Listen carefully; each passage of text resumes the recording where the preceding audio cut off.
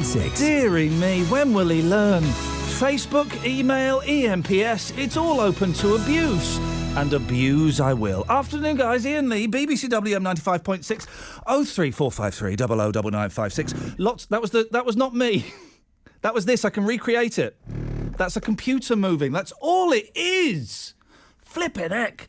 I'll tell you what's coming up after we get the news with Charlotte Harriman. Millions of people across the UK have taken part in a minute's silence to remember those who died in the gun attack on a Tunisian beach a week ago. 5 of the victims were from the West Midlands. Buses and Midland Metro trams stopped to pay their respects. A memorial service was also held at the Banks's Stadium because 3 of the victims, Adrian and Patrick Evans and Joel Richards, were lifelong Walsall fans. These Sadler fans paid their respects. We've come to show our respects. I'm a Walsall fan, I've been all my life. I knew the guys by hello because it's such a close-knit community at Walsall. It's like a family, it's like losing a family member. It's really sad for the family, what they've gone through. It's just unbelievable, it's surreal. I can't believe that it's happened, you know, it's so close to home. In the Tunisian resort of Sousse, the British ambassador Hamish Cowell laid a wreath on the beach in memory of the victims. Pay tribute to the police, the RAF, the MOD, our own consular teams. I'd also like to pay tribute to the Tunisians who worked in the hotel here in Sousse, in the hospitals. They have all worked remarkably hard to help us, and some of them have saved British lives by responding so quickly after the event. More direct flights from the Far East to Birmingham Airport started today. The special summer charters are designed to test the market ahead of a regular scheduled service to Beijing. Today's arrival brought almost 300 Chinese tourists to the region. Overall, the flights will contribute millions of pounds to the regional economy. Paul Kehoe, Chief Executive of Birmingham Airport, says the Chinese are attracted to the area's history. We sell this airport as Shakespeare's airport. 28 million people each year learn about Shakespeare in China. It's a big brand over there, and what we're seeking to do is make sure we've got an association with that brand. It's in the centre of the country. The tours start here. They go north and south from the airport. The highest court in Greece has begun hearing an appeal challenging the legality of Sunday's referendum on a new bailout. It will decide whether the vote breaks constitutional rules.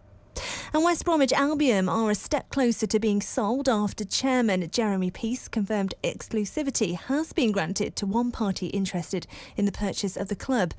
They say the process should be completed by the end of this month and that preparations for the new season will remain unaffected. Taking a look at the weather then, sunny and feeling increasingly warm, getting up to 26 degrees Celsius, 79 degrees Fahrenheit. Warm and humid tonight with heavy thundery showers at 15 degrees Celsius, 59 degrees Fahrenheit. And cloudy tomorrow morning, but becoming increasingly sunny through the day. Less hot than Friday, but still warm, with fine conditions continuing well into the evening.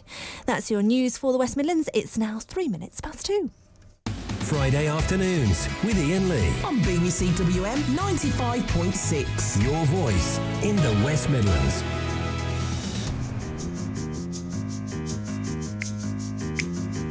Afternoon, guys. Good afternoon. I'm still cleaning up Richie's detritus. He left his detritus here. And also, I'm not particularly good at setting up this studio to my own requirements, so just bear with me. It's fine. It's absolutely fine. Busy day today. Busy day. I went to see an excellent. I went to see an excellent film at the weekend. Being a dad of 2 young boys, I get to go and see excellent films that I perhaps wouldn't normally see. I went to see The Minions at the weekend. Oh, it enough good. Oh, it enough funny. It's funny. I tell you what ruined it, actually, is this group of about 30 kids turned up, with like adults there. There were about 4 adults there, maybe 5. Now, as far as I'm concerned, once the trailers have started, that you're in the movie. That is, you've paid for that. The adverts, it's debatable. Trailers start, that's movie. I've paid for that. I've paid to see the trailer for Hotel Transylvania 2, okay?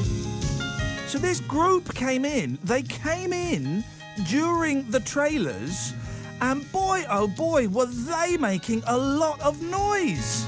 I couldn't believe it. They were, instead of doing right, you go, girls, You sit down. No, you should have gone before. OK, who needs a booster? Lucy, do you need a Lucy, do you need a booster seat? I'm sat there thinking, this is all in front of me. Luckily, my boys were there, otherwise I would have told them to jog on. Anyway. 03453 009956. By the way, if you want to give us a call. Anyway. In this film is a cartoon villain whose name I can't quite remember at the moment, but she's voiced by Sandra Bullock. And I don't know... I kind of got a thing for Sandra Bullock. Have you seen Sandra Bullock's husband? He's like a biker covered in tats. He is butting? I don't know if he's butting. He's certainly batting way above his average. Anyway, Sandra Bullock is voicing this crook, this criminal, this bad person. And I'll be honest, I fell in love with this cartoon character. She was hot. Hot. You think it's hot out there? You should see this cartoon character that Sandra Bullock is voicing. Wowzers! Super sexy. And it kind of got me thinking in that sad way that I end up thinking of sexy cartoon characters. Now, I'm going to ban Jessica Rabbit. Too obvious. Mention this upstairs. Everyone's going, Jessica Rabbit. Too obvious. Not having Jessica Rabbit. This works both ways, by the way. Ladies, you can call in on this, 03453 009956. The young lady who was just producing Richie, where she had some very weird choices. She said He-Man. He-Man. Really? No, he's not sexy. She-Ra, on the other hand, maybe She-Ra was. I had a friend at school who, and I can't remember her name, but the girl one from the Thundercats. Yeah, the girl one from the Thundercats. Hello. Hello? Hello. Hello? Hello. Hello? Good afternoon. Hello. You all right? Good afternoon. I'm fine. Good afternoon to you. Good afternoon. Good afternoon. Hello. Hello. Hello. Hello. Good afternoon. Good afternoon, Kimberly. You on about the pictures? The cinema. Yeah, the pictures, yeah. Yeah, why spoil it for people when they're going to watch the film? I didn't. Well, you were going to say what was happening in the film? Well, no, but I didn't. Well, you nearly did. Well, no. Right, OK, first of all, it's only the Minions. It's not like me saying, oh, Bruce Willis he's dead. Oh, sorry, spoiler alert. It's not like me saying Bruce Willis is a ghost, is it? It's the Minions. OK, then. And I didn't. So all right. You phoned me up, Kimberly. Yeah. To tell me... And by the way, it's great to hear you. Thank you. You're welcome. You phoned me up to tell me off for something I haven't done. What are you, the Daily Mail? No, I'm just telling you, putting you in your place, telling you... I haven't done nothing. OK, then I'll let you off. When was the last time you went to the pictures? Oh, years and years and years ago. Really? I can't sit through the pictures. Well, now, I've got a friend who can't watch films, and you say, why not? He says they go on too long. What? What? Why can't you sit through film? I love a good film. I haven't got the patience. Really? Yeah. Now, that surprises me. What was the last film you saw then, Kimberly? Probably Jackass the movie. Jackass the movie was, that was about 14 years ago. Yeah. And that's not really, particularly linear, is it? No. No. Here's something, Kimberly, that you can get involved in. What? Sexy cartoon characters. If you had to make love to an animated character from a cartoon, who would you choose to make love to? And you can't have Scooby-Doo. Anyone in uniform, like Postman Pat, Bob the Builder, Fireman Sam. Man in uniform. Fireman Sam I can get, right? Because Fireman Sam, I'll be honest, he is buff. Right? Postman Pat! Well, he's got a uniform on. Yeah, he's got a uniform on, but it's a postman uniform. And have you seen the size of his nose? OK. All right, then. Each to their own. Have a good afternoon, anyway. Ta-ta. Bye. Bye-bye. Hello. Goodbye. Simon's in West Brom. Good afternoon, Simon. Afternoon, buddy. Postman Pat. Weird. Isn't it, though? Oh. What you got for us? Betty Boop. Oh, no. See... There was... I never got the Betty Boop thing. I always thought she was a little bit weird. Yeah, but what a body on her. Oh, yeah. Yeah, I suppose so. She had a very weird face. Her face is the same shape, I believe, as Stewie from Family Guy. She's got, like, a bit of a wide face, And hasn't she? speaking of Family Guy and sexy cartoon characters, the wife from Family Guy, anybody? Oh, Anybody? Yeah, Marge Simpson. Oh, come on! Why is no one taking this phone in seriously? We are deadly serious. Marge Simpson. Yeah, well, I've heard the Simpsons are getting divorced. Hey, with the monkeys. You never know, Simon. You never when was know. the last time you went to the pictures? Oh, mate, it's got to be 15 years ago. I don't go because I always come out with a migraine. Oh, I know what you mean. You know the surround sound and all that. I like it. The best time to go to the pictures is 2:00 on a weekday afternoon because it's empty, right? It's like having a private cinema, I suppose. Yes, but some of us have got proper jobs here. I know, that's the problem, you see. I've either been unemployed or had pretend jobs for the last 15 years. Exactly, yeah. But the thing that bugs me, right, is it is so expensive. It's so expensive. And I'm never paying to go to see a 3D film. Well, how much is it now, then? To see Minions was, I think it was 11 quid for me and 9 quid for the kids, per kid. Yeah, I know. Maybe a little bit less for the kids. It's a lot of money in it, really. Yeah, so the different films charge different prices then? 3D, different prices? 3D is more expensive. I mean, I would never go and see a film in central London. You can spend about 20 quid on a ticket. That's before you've even got your Frankies. Do you remember Frankies? No. Frankies was the hot... You laughed at it as though... Frankies were the hot dogs. Oh, I thought you meant the ice cream. No, Frankie and Benny's. No, that was... No, Frankie and Benny's. Frankie and Benny sitting in a tree. No, that was Ben and Jerry's. Ben and that's it, yeah. Ben and that's it, yeah. I know what I meant. Well, yeah. Simon, as long as you knew what you meant... Then... Yeah, and I'll just keep taking the tablets. Thank you very much indeed. Steve, we've never had so many phone calls at the start of the show. It won't last. Morning, Stephen. Why not? Let's stay with it. Morning, Stephen. Now, Stephen, excitingly... Can you assign yourself to OS5 for me, please? I'm speaking to the technical team. What's the name of my producer, Stephen? Brett. Well, hang on a second. Normally it's Marky Mark. I know. Then last week it was some bloke called Jason, who I've never heard of. I know. And then it's this chancer called Brett Butler. Right. Who I used to go to school with a Brett Butler. It's not you, is it? No. Is your name Brett Butler? No. Then why do you call yourself Brett Butler? My name is Brett. Okay, where's the butler come into I don't know, Ian. Where's the butler come from? I don't know. It's your name. Stephen, do you know my surname? I do. It's Butler, isn't it? Well, so Ian says. Yeah. So why the butler if it's not your name, Brett? That's confusing. Maybe that's his part-time job. It could be being a. He could. Do you know if I was a butler, Stephen, what would I do?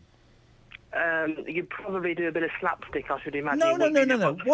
What's the verb for butlers? Butlers. Oh, I don't know. Do you know this, Brett? You should do, because butler's your last name. Apparently not. Adam? Hello. Do you know what? Afternoon. Good afternoon, Adam. This is one of my favourite words, and this is a genuine word. Adam, what do butlers do? Serve. No, well, okay, yeah, but there is a verb that applies to butlers. Oh, right, no, I don't know you. Okay, well, okay, Adam, we'll stay there. We'll come to you in a sec. Don't Google it. I was not Googling it. Well, what were you doing on the computer then? I was logging back into the text system. Firing an email of complaint for on-air bullying. OK, I don't know why he pretended his name's Butler. Right, 0345... Honestly, it's one of the best words ever. It's up there with serendipity. 03453 009956. What is it that butlers do? Stephen! Yes? Get to the point. Oh, I'm sorry to have kept you. Now, don't ask me too many questions about this because I don't remember the specifics, but when I was in the infant school, about 1983, there was a boy in my class, and it wasn't really a cartoon, but we think he had a bit of a crush on Mrs. Spoon from Button Moon. We've been to Button Moon, we've followed Mr. Spoon, Button Moon. That's the one. Button Moon. Well, that's not a cartoon, mate. I said that at the Well, start. then it's a spoon. All the same. That's really weird. At no point have I said this afternoon, world's sexiest cutlery, have I? No. No. Was she really pop it, though? Because she was actually a dish mop, if you remember, with big red lips. It was weird. Would you like to apologise to the boys and girls? Not really. OK. Adam. Good afternoon, Ian. I'm so late to play a song, but I'm going to talk to you and then we're going to play a song because that's the kind of vibe I've got today, Adam. Work. No, hang on. Live long and live for today. For tomorrow we die. That's not a Sounds threat. very good. That is not a threat, by the way. I'm trying to inspire. Who knows where we're going to be tomorrow, Adam? Well, hopefully here between 10 and 12. But beyond that, we don't know. So let's to quote Frankie Valli and his Four Seasons, let's hang on, girl, to what we got. Don't let go, girl. We got a lot. Adam, what have you got for us? I was just on about the character from Thundercats. Oh, yeah, the sexy lady Thundercat. Shatira. Steady on now. Shakira. Shatira. No, Adam, no. I'm not having that for $1. No way. It was something like that. Anyway, this was the theme tune to the Minions film.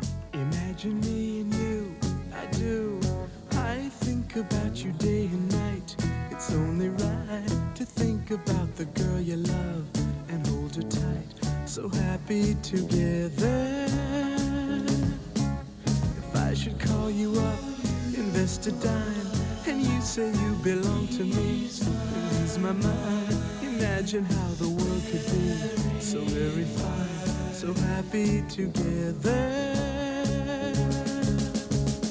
I can't see me loving nobody but you for all my life. When you're with me, baby, the skies will be blue for all my life. Me and you and me, no matter how they toss the dice, it had to be.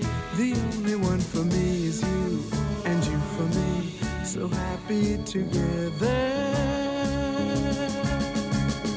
I can't see me loving nobody but you for all my life. When you're with me, baby, the skies will be blue for all my life. Me and you and me, no matter how they toss the dice, it had to be. The only one for me is you, and you for me, so happy together.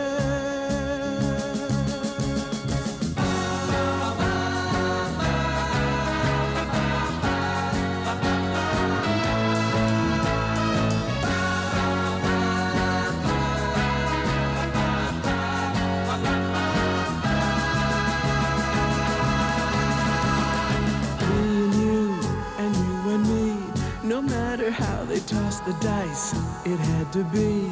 The only one for me is you, and you for me, so happy together. So happy together.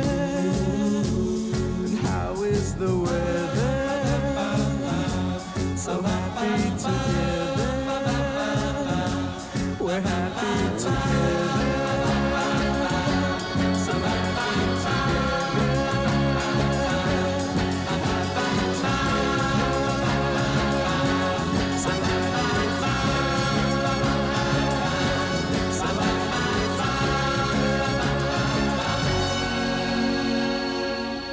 BBC WM is getting out of the studio. Why do you love Wolverhampton? There's a really good, diverse mix of people here. 10 weeks, 10 places, your stories. It's amazing. I think that you get a sense of local love. Birmingham, Sutton Coldfield, Redditch, Wolverhampton, Stourbridge, Dudley, Solihull and Walsall. We want to hear about the stories that matter to you. If council do free parking, people will start coming back to town. Your WM continues next week, live in Tamworth.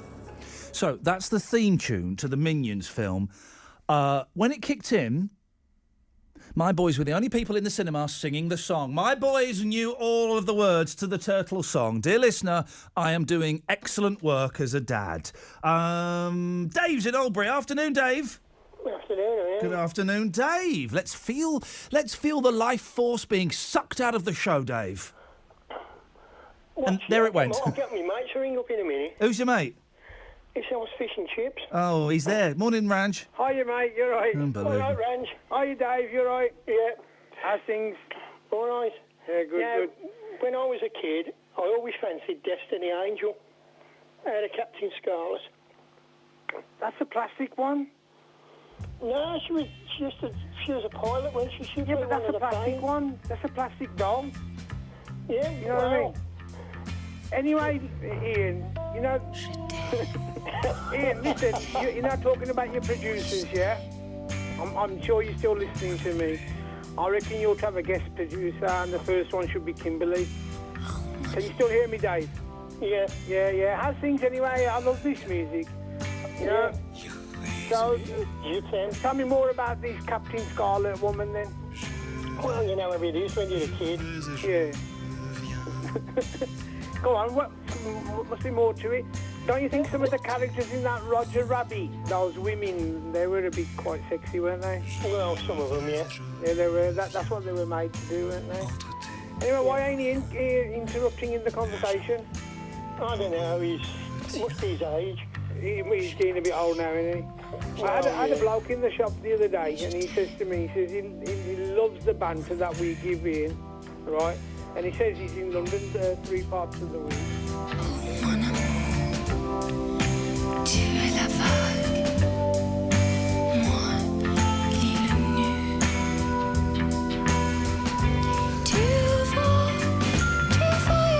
That's too high for any human being to sing.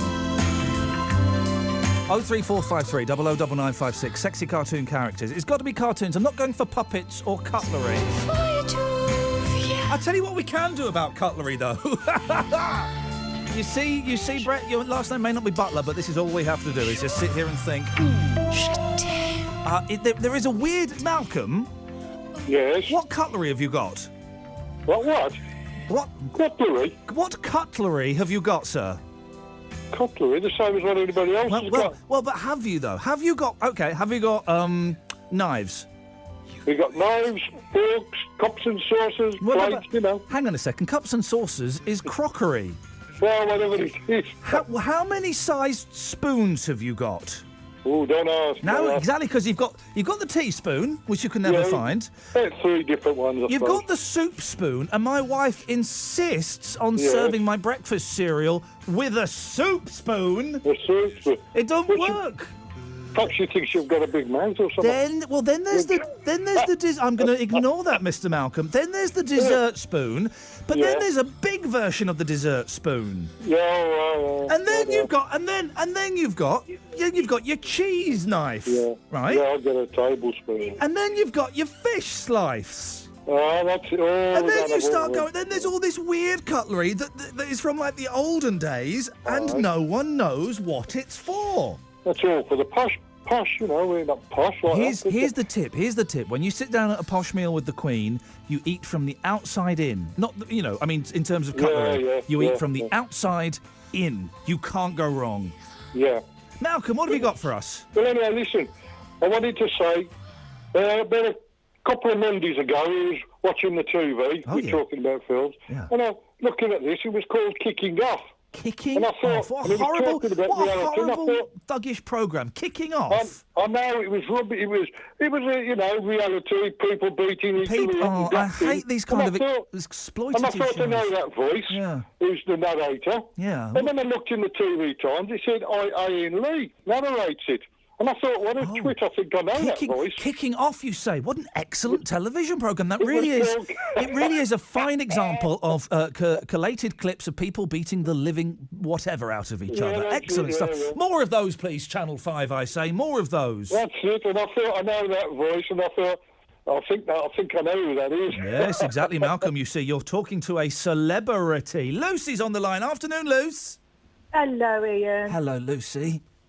Do you know, it seems like it's taken forever for Friday to come round this week. It just gets the week. Well, it did take a little bit longer this week. We had an extra second, didn't we? Now, that must be it then. There was a bonus second, and everyone was going, what are you going to do with the extra second? For the extra second, I'm going to think that everybody who's asking what you're going to do with the extra second is an idiot. That's what I'm going to do, and I did. Hey, are you getting any sleep this week? Oh, God, I can sleep through anything now. I wasn't talking about the heat. I was talking about the heat. You can sleep through the heat, can you? Yes. Oh, it's doing. I went to Kenya, and everyone the aircon broke down on the first night, and everyone was out sleeping on their balconies. There's me under the duvet. Oh, what? In Kenya without aircon? Yeah. We'll throw that out there, dear listener. The hottest place you've ever been. Hottest job I ever had, Lucy. I had to pick up. I had 2 days of doing this, picking up litter in a Pakistani desert. Now, that is the hottest job I've ever had in my life. Well, what sort of litter do you get in a Pakistani? Well, it was on a film set, so I had to pick up all the bits of rubbish that everybody left behind. Anyway, Lucy, sexy cartoon characters, please. Well, I've got two for you. Yeah, go on. The male one, I think it's got to be Wolverine for me. Oh yeah. I can see why. Yeah. Looks a bit like Neil Young. Neil Young? Wolverine looks like Wolverine's based on Neil Young, isn't he? Maybe not. I thought he was. Go on, and who's the other one? Tank Girl. Oh, Tank Girl is naughty. Lucy, thank you. Paul, Helen, stay there. Speak to you after this.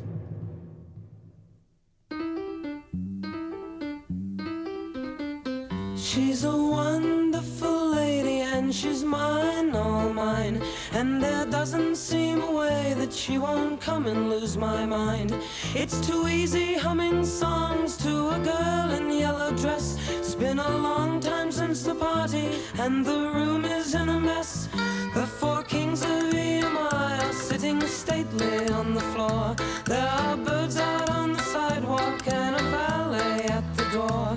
He reminds me of a penguin with few and plaster hair. There's talcum powder on the letter and the birthday boy is there. Why don't you cut your hair? Why don't you live up there? Why don't you do what I do, see what I feel when I care? Now they've darkened all the windows and the seats in Naugahyde. I've been waiting for an hour, I can't find a place to hide. The being known as Wonder Girl is speaking, I believe. It's not easy trying to tell her that I shortly have to leave. Why don't you be like me? Why don't you stop and see? Why don't you hate who I hate, kill who I kill to be free?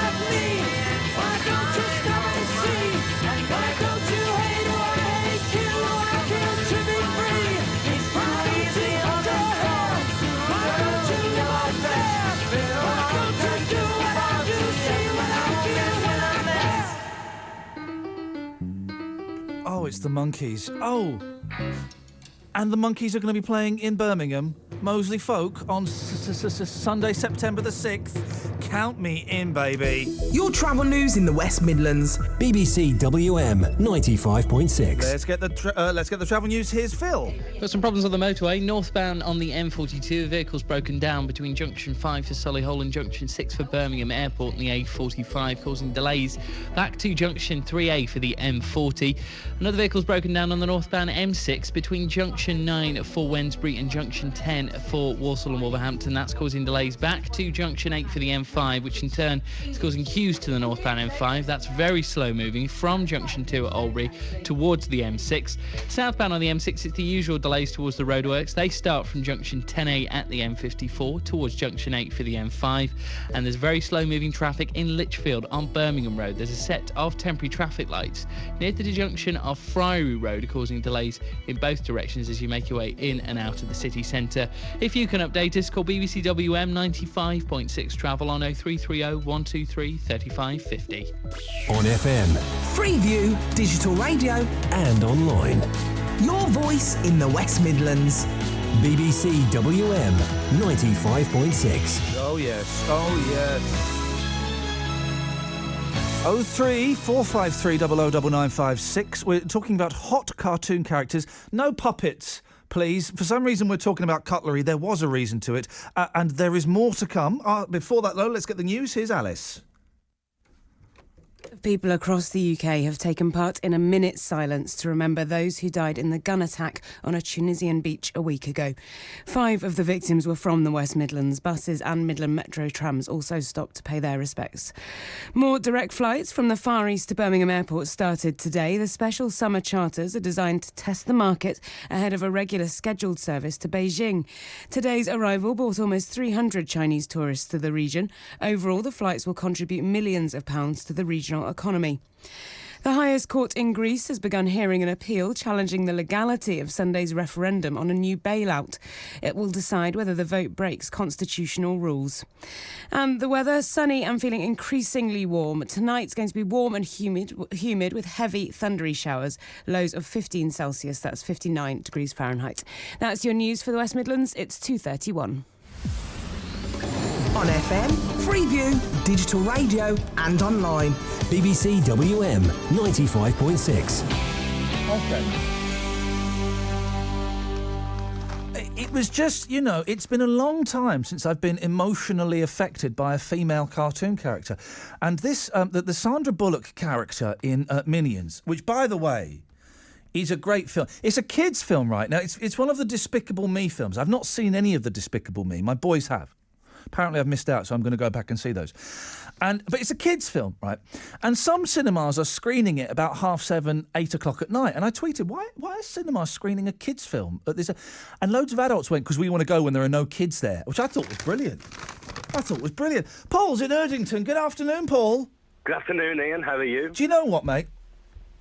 I'm on the top of the world looking down on creation, and the only explanation I can find is the love that I found ever since you've been around. Your love's put me at the top of the world. Hands up. Everybody in this building who can hear me, that means you, Paul, even though you're not in this building, that means you. I'm so sorry, I've forgotten your name.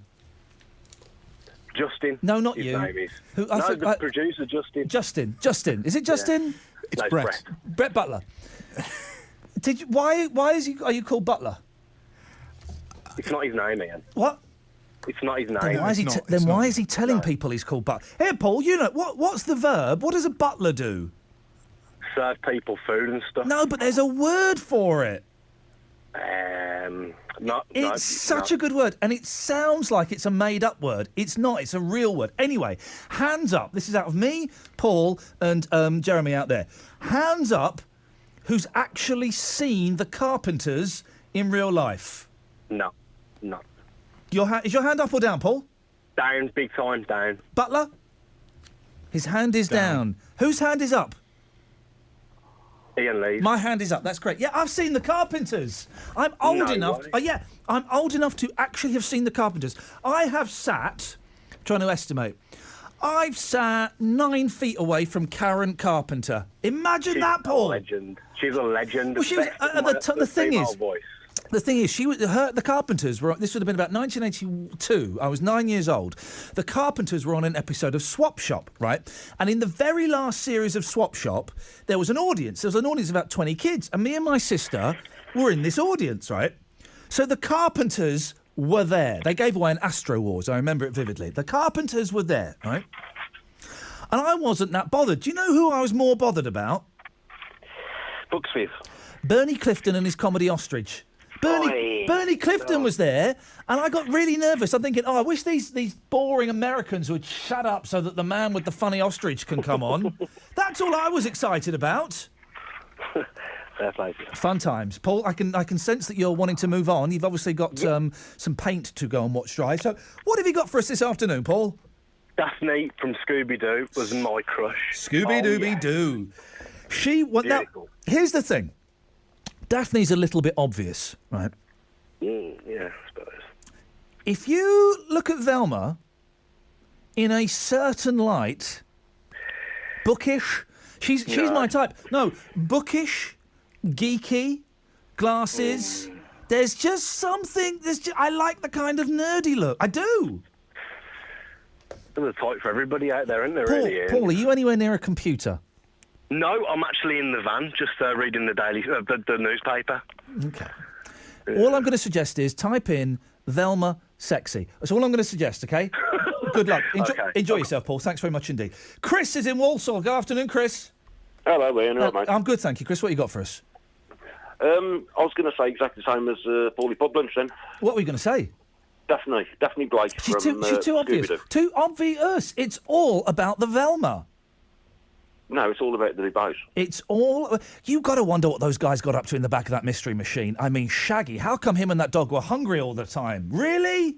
Well, that's why it's called a mystery machine. Very mysterious. My boys, there are loads of kind of modern Scooby-Doos now, like cartoons and films and stuff, and they're weird because they're all a little bit... It's not the proper voices, and they're a little bit knowing. They kind of know... Hey, here's something. Just going off on a tangent. There was one episode of Scooby-Doo I saw, right? Because it was never a real ghost, was it? Apart from one episode, wasn't it? There was one episode where it was a real ghost, and this reminds me, okay? Did you ever watch, Chris? Did you ever watch Diagnosis Murder? Yes. Dick Van Dyke. Yeah. Dick Van Dyke, Chachi was in it, and Dick Van Dyke and his son, Chachi was in it. Loads of people. It was a good series, good daytime series. I would say it was better than Monk. It was just below Murder, She Wrote, and of course nothing comes close to Columbo. Right. Well, in Diagnosis Murder, he'd solve crimes every week, right? There was one episode of Diagnosis Murder where there's a ghost in it. And at no point, at the end of the episode, they don't explain it. They don't, you have to accept that there is a haunted episode of Diagnosis Murder. Are you sure they didn't say at the end? They did not say. I think it was a vampire, like a vampire ghost. You've been drinking that day? I had been drinking very, very heavily that day, Chris, yes, but I don't see the connection. So. I don't see the point you're driving at. Anyway, you've got something about cutlery as well. Yeah, go on. Yeah. I bet you've got something in the drawer that you haven't got. Yeah, go on. I've got a laser-guided pizza cutter.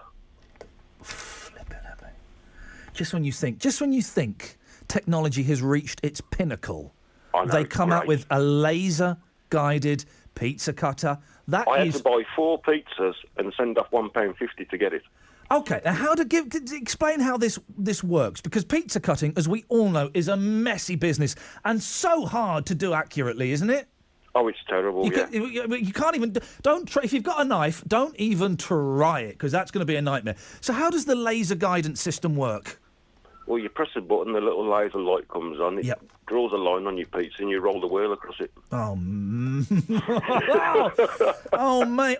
Well, OK, let's do this. Useless kitchen gadgets, because I have got an automatic tin opener that you don't need. You clip it on, then you press a button and it opens it itself. Whizzes round itself. It whizzes round itself.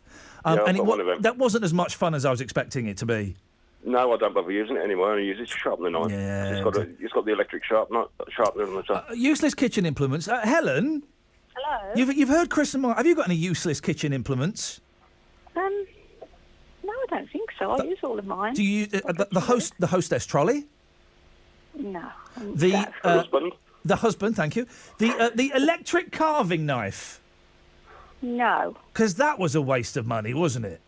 Complete waste of space. Complete waste of space. Chris, thank you very much. Helen, what have you got for us? Right. The cartoon characters. Yeah. Well, for me, it was always Tarzan. Oh, that one. Yeah. He was good. He was. I know what you. I can understand that. He was very swarthy. Very swarthy. He was. He was quite easy on the eye. And the other one was Johnny Bravo. Oh, yeah. I can kind of understand the Johnny Bravo. He was like a blonde. Oh gosh, do that noise again. Flipping it. That's a little bit, little bit grown up, isn't it, Helen? Blimey. Blimey. I'll smack his bottom. I bet you'd love to, wouldn't you? You don't go for the He-Man types.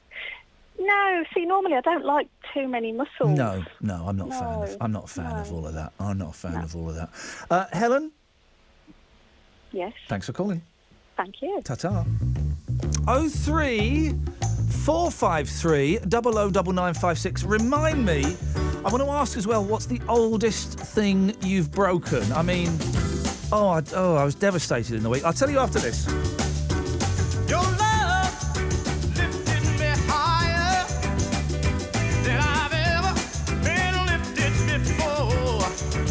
So keep it up, quench my desire, and I'll be at your side forevermore.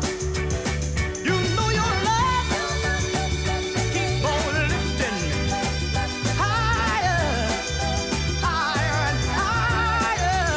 I said your love keep on lifting higher and higher. Listen, now once I was downhearted. Disappointment was my closest friend. But then you came and he soon departed. And you know he never showed his face again. That's why your love keep on lifting me higher, higher and higher. I said your love keep on lifting me higher and higher. All right.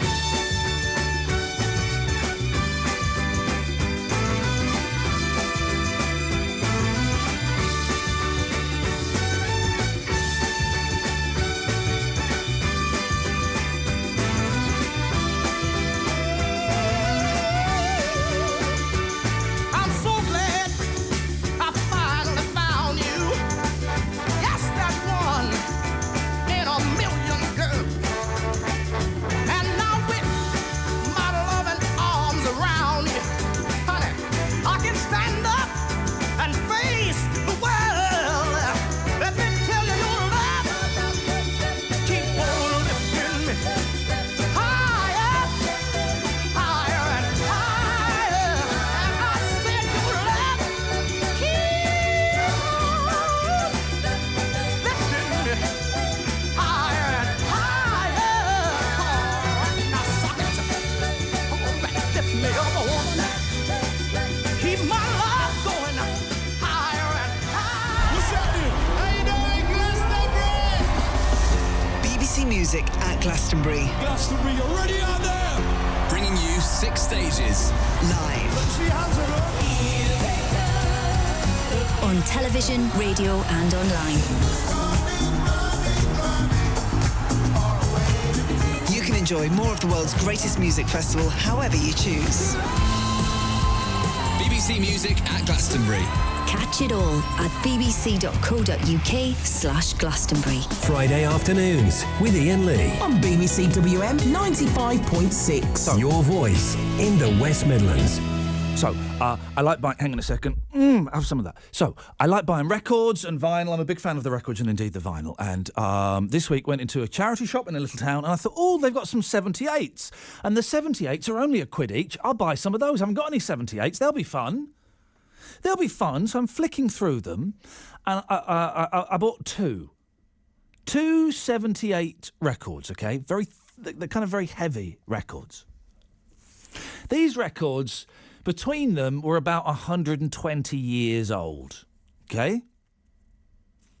So, got out of the shop, 60 years old each, I'd say.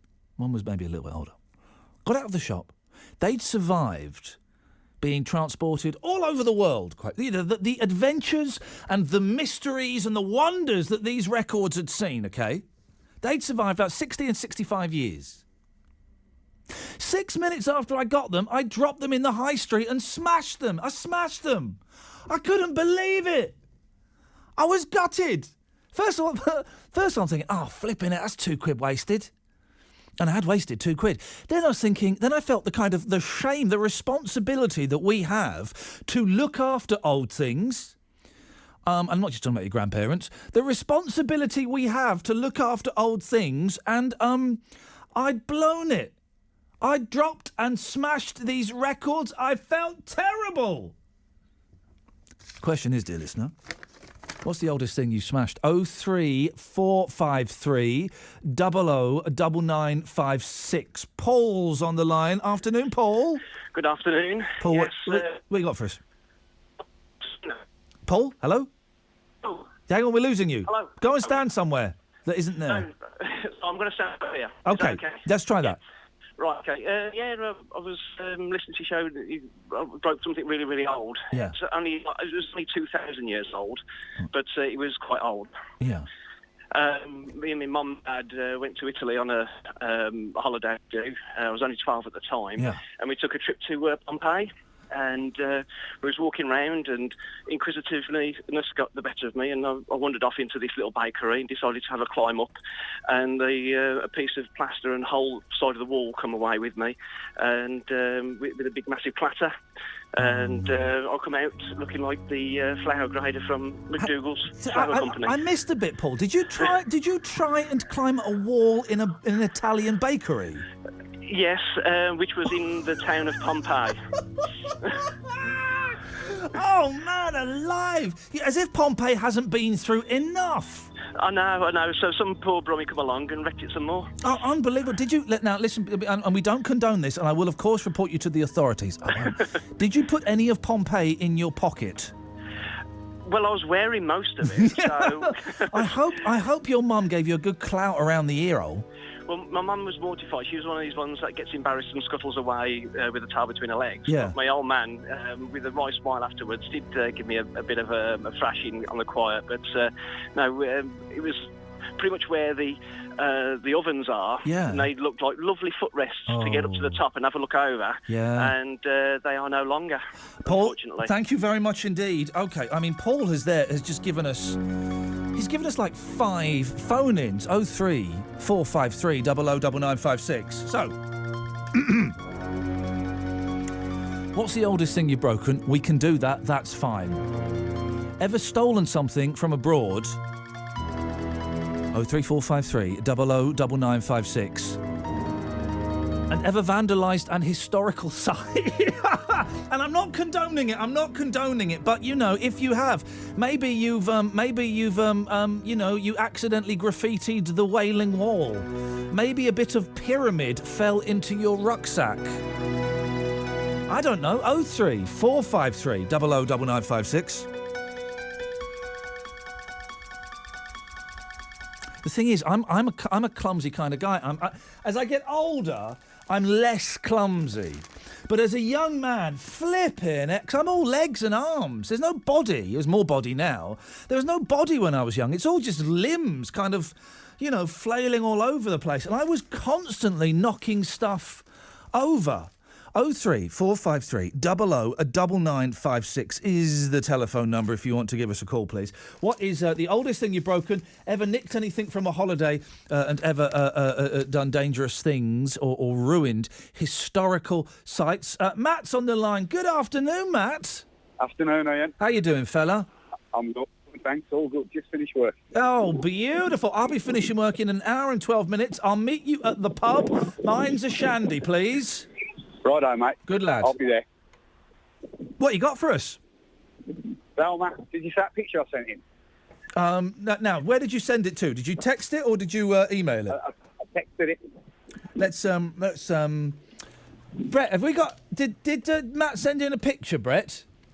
He's given me the thumbs up. Can I get you on the show, mate? Is that all I right? don't know who he is or what he's. I've not seen it, Matt. Is it a sexy Velma?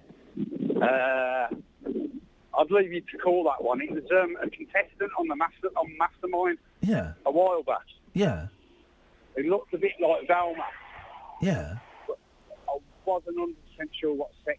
Okay, Matt. Listen, it's a terrible, terrible line. So I'm going to say goodbye. I do genuinely. And this isn't kind of well, it is a slightly laddish thing, but we can go both ways if you like. We are asking for sexy cartoon characters. Some female members of the staff here have suggested the He-Man. No, not He-Man. That whole muscular thing, it doesn't work, does it? Really? No. 03453 00 9956. Genuinely, Velma, I like that bookish, kind of nerdy look. That was always the look I went for when I was younger. Paul's in Kingshurst. Good afternoon, Paul. How are you, mate? You all right? I'm all right now. What you got for us? A free hit, eh? Superb bit of Paul Rogers there. The oldest thing I've broken is my tooth, and I'm 50 now, so that constitutes being very, very old. You've broken your tooth? Yeah, absolutely. Not just, but I have broken a tooth, and it's 50 years old. That's old. How did you break your tooth?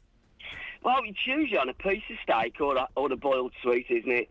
You know, you have to be very careful the older you get because your body starts to break down. Can I just say, I've never broken a tooth eating. I'll tell you what I have done. I did a television show about 6 years ago, before my kids were born. One of those Let's Dance for Comic Relief or Sports Relief, that was it, where they get, in inverted commas and small c's, celebrities, and they learn a dance, right? So there was me, there was Lee Nelson, there was, I think, there was Toya Wilcox and Chesney Hall. You could get the kind of calibre of the people they went for. And I did a Will Smith song. Getting jiggy with it. That's what I did, getting jiggy with it. It's on YouTube if you want to see me look like an idiot. And I put my heart and soul into this, Paul. I worked it. The very first dress rehearsal, okay, up until then, I hadn't been on the stage. We'd just done it in the room. The stage is 8 feet in the air, okay? It's raised 8 feet. And I, of course, hadn't calculated that the stage might not be the same size that I was used to. So we're doing with it, getting jiggy with it, na. And I toppled off the stage and fell upside down. I knocked myself out, the only time I've knocked myself out, and I woke up I was woken by the laughter of the studio crew, and everyone's going, "Are you all right?" And I was really dazed. I was going, "Yeah, I'm fine." And I was running my tongue around, and I chipped 3 of my teeth. Just taken massive chunks of my teeth out. I couldn't believe it. I was gutted.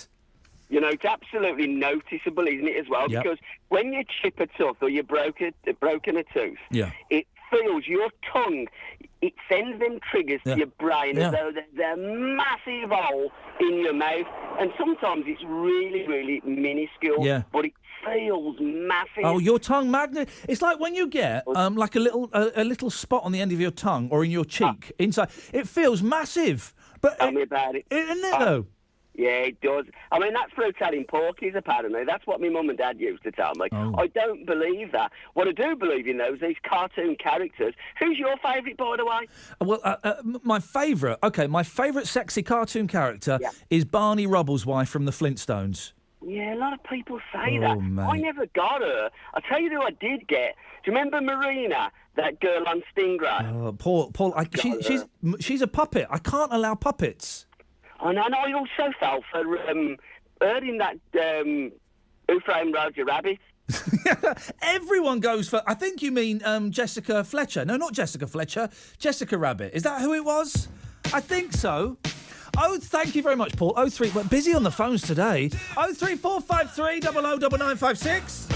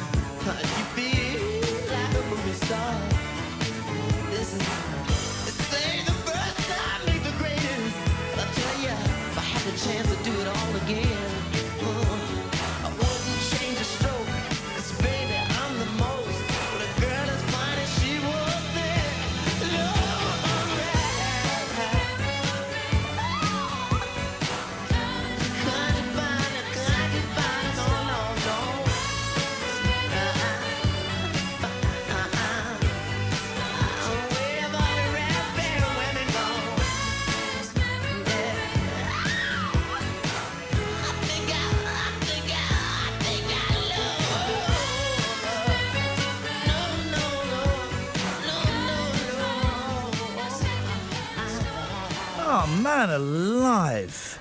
It's hot, huh? Isn't it? Isn't it? Well, isn't it? 03459 455 555 is the telephone number. If you want to give us a call, you're more than welcome to. 81333. Start your text. WM. Yeah, that'll do it. That'll get us here. Yeah, no one... I've just seen it on the text. None of you know what butlers do. None of you know what butlers do. And to celebrate the fact that I've got another producer, I've got no idea who he is, Brett Butler, we're asking, what do butlers do? And you don't know. It's such a good word. And it's one of those words that you hear it and you think, well, that's made up. That's not real. It's a real word. I can't believe none of you know it. 03453 009956 is the telephone number. If you want to give us a call, you're more than welcome to. 81333. Start your text WM. Now, speaking of Minions, as I was, and I'm kind of obsessed by the Minions now. I need to go and watch the Despicable Me films, and I'm hoping the kids are away this weekend so I can watch them. You heard this story? Now, I'm a cat man, right? I love cats, although I'm thinking of getting a dog. I know, I'm thinking of crossing over to the duck side. I say a dog, I'm talking about a cockapoo. Mainly because it's got a funny name. I've got no idea what it looks like. What have you got? A cockapoo? I think you can get a cream for that. There's a cat here Well, they're writing the story as though the cats are here. I'm not sure who I blame here. A kitten who accidentally started a house fire saved the lives of his owners by waking them with her cries. Well, hang on a minute. The cat nearly killed them. 9-week-old black kitten, do we really need to know its colour? Jessie knocked over a candle in the house of Pete Rogers and wife Lynn. It had been lit by son Brandon, 19, who fell asleep. Well, hang on a second. So who's this Brandon character? Why are we blaming the cat? Who started the fire, Brandon? The cat. You were asleep, yeah? Yeah. How do you... It was the cat, Mum. Did you leave that candle lit? I did, but the cat knocked it over. Brandon was woken by Jessie's meows and alerted his parents. I mean, why are we trying to blame the cat for Your this? travel news in the West Midlands. BBC WM 95.6. Let's get the travel. Here's Phil. 2 lanes are closed northbound on the M6 because of a vehicle fire between Junction 3 for Nuneaton and Coventry and Junction 3A for the M6 toll. It's causing queues back to Junction 2 for Coventry. Also northbound on the M42, there's very slow-moving traffic. 2 lanes are blocked by an accident at Junction 9 for Curdworth and Coles Hill. If you can update us, call BBC WM 95.6 travel on 0330 123 3550. Come on, guys. What does a butler do? And no, Scott, it's not... but I don't On even... FM.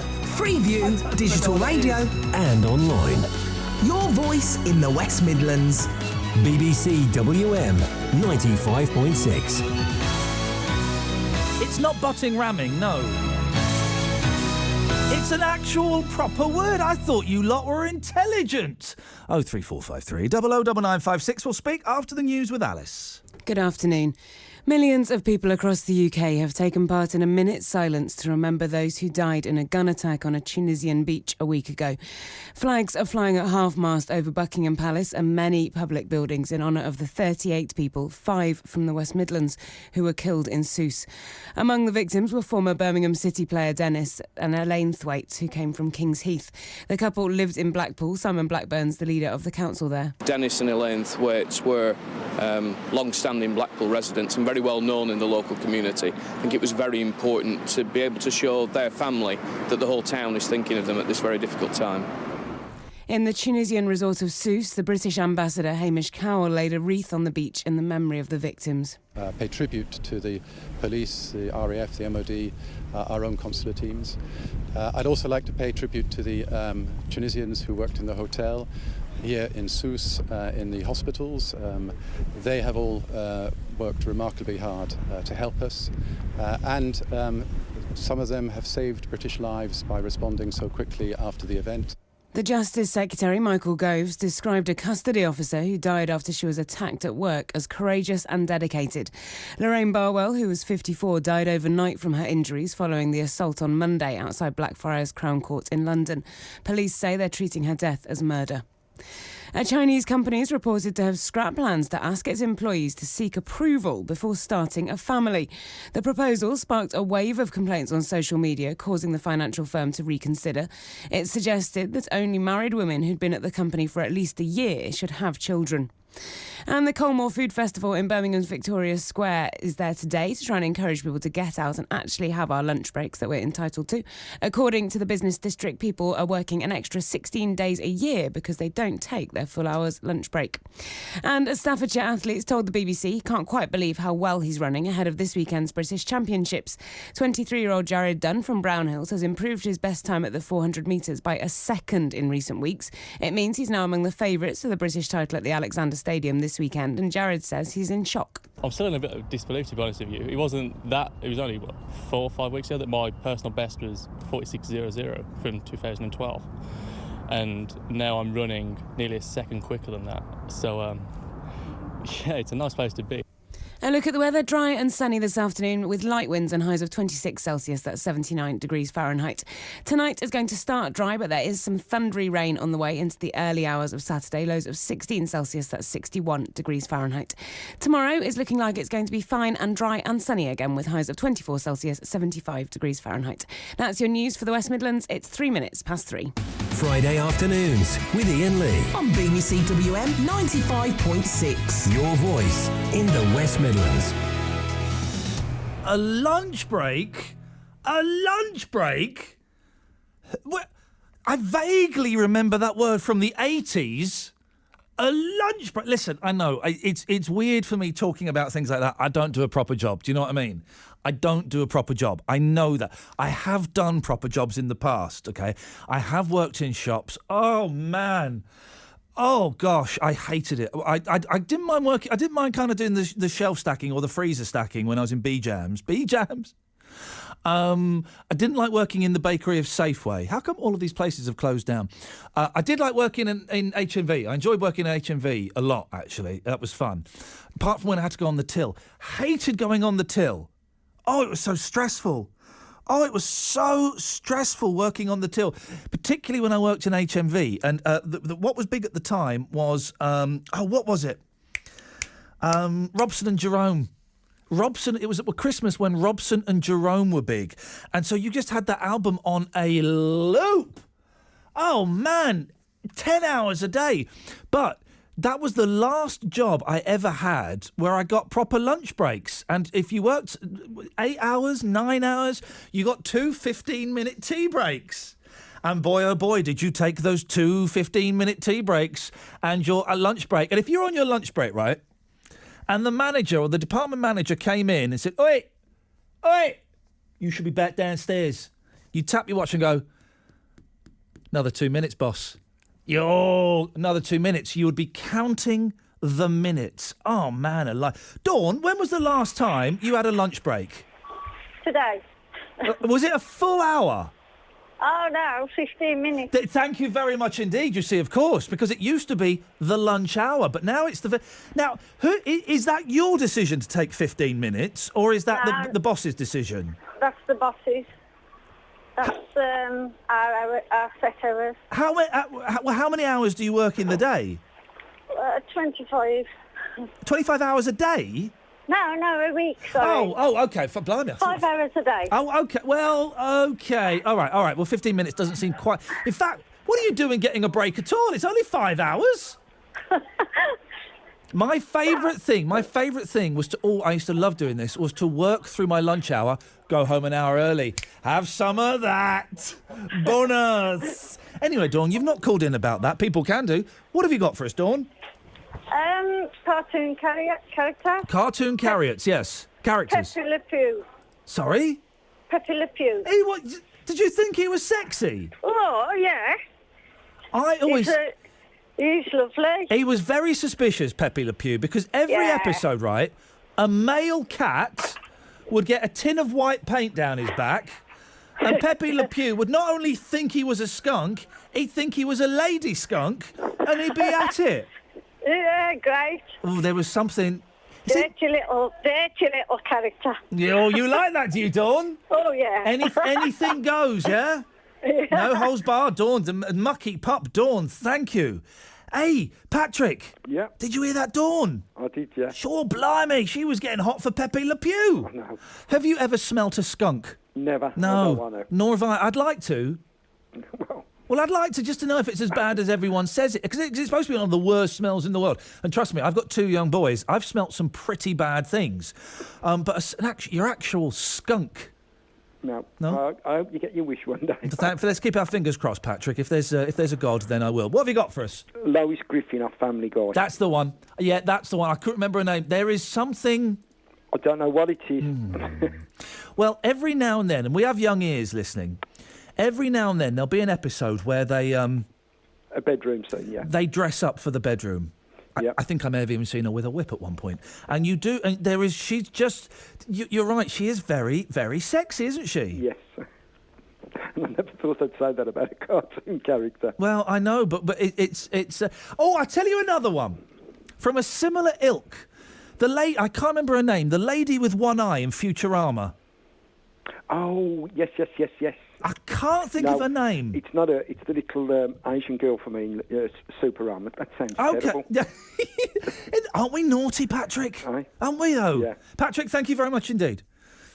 03453 009956. This is not like a horrible sexist rant. Girls, you're more than welcome to play as well. As we've discovered with one caller who thinks Pepe Le Pew. Blimey, O'Reilly. Ken's on the line. Good afternoon, Ken. Hello, Ian. Ken, it's wonderful to talk to you. What have you got for us? A butler. What does a butler do? I think that the verb is buttle. Ladies and gentlemen, we've got a flipping genius listening to the show. It's buttle. Butler's buttle. Obviously. It is. The thing is, people go, no, they don't. Look it up. Oh, yeah, no, they do, actually. It's such a good word. Let's be honest, Ken. It's quite a lazy word. It's someone obviously just, that they were obviously getting close to the end of the B's when they wrote the dictionary and just thought, oh, just throw it in. It'll be fine. But it's a good... I would love to... How do butlers do their job without telling their bosses to naff off? I think it's one of those jobs where you probably rely on secret revenge.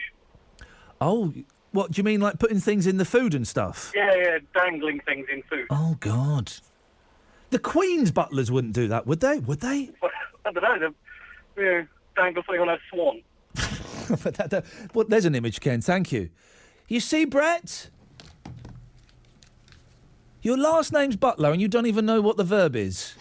I'd even been on the International Butlers Association website to find out, and I couldn't. All of those gentlemen buttle. Yes. They buttle. Am I buttling then? Well, you're annoying. Why are you called... Is Butler like your... Is that your parents' name or is that just kind of your nickname? Ian. Butler is... No. I don't know. Well, then why have you got it? My name is not Butler. Huh? My name is not Butler. Are you Brett? Yes. So why... I don't understand the butler bit. No, I don't understand. I'll tell you what, mate. We'll do this off air because it's really starting to wind me up. Matt's on the line. Afternoon. He's really starting to get on my nerves now, Matt, honestly. I was going to say, you could always cut him off. Yeah, well, I've done. He's gone. I wonder why I have such a high turnover of producers. I don't know. Anyway, Matt, what you got for us? Okay, 2 for you. Yes. Princess Jasmine. Who's Princess Jasmine? From Aladdin. Oh, yeah. Oh, no, I watched that for the first time a couple of weeks ago. Yeah. No nipples in that film. I'm saying nothing. No, men or female. Aladdin has no... I remember when it came out, there was a big furore, and I think they had to redo it because loads of people, like China or somewhere, was upset that you could see Aladdin's nipples. So they had to remove his nipples from every shot. You watch it, no nipples.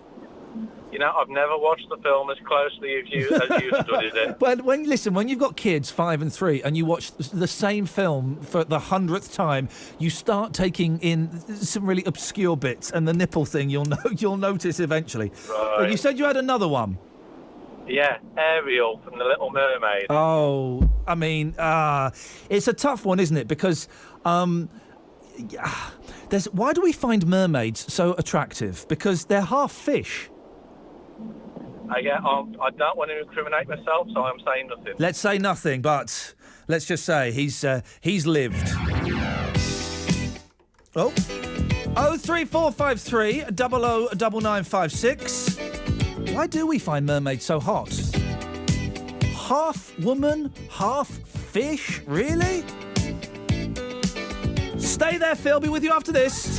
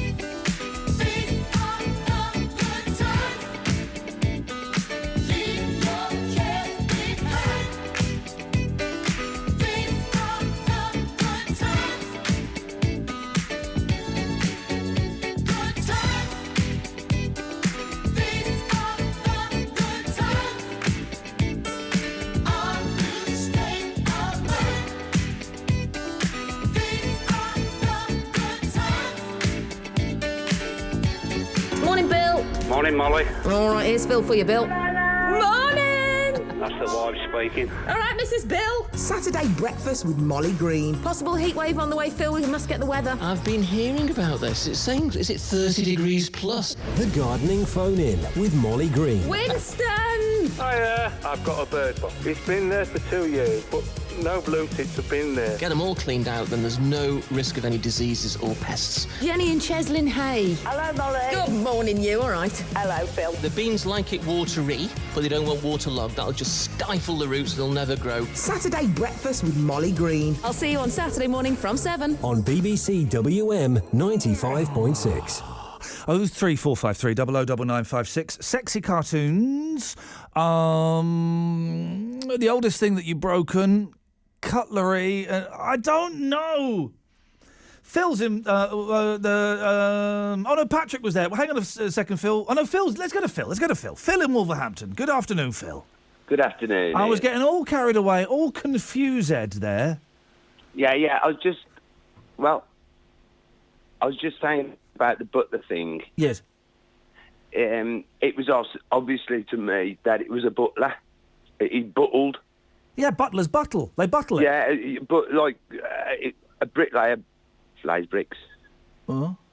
But then I've confused myself about a carpenter doesn't necessarily paint carpets, does he? And what does it? Well, yeah, exactly. What does a chef do? He doesn't chef. Well, he does, but he cooks. Well, all right. Hang on. Yeah. What does a salesman do? He sells. Okay. He sells.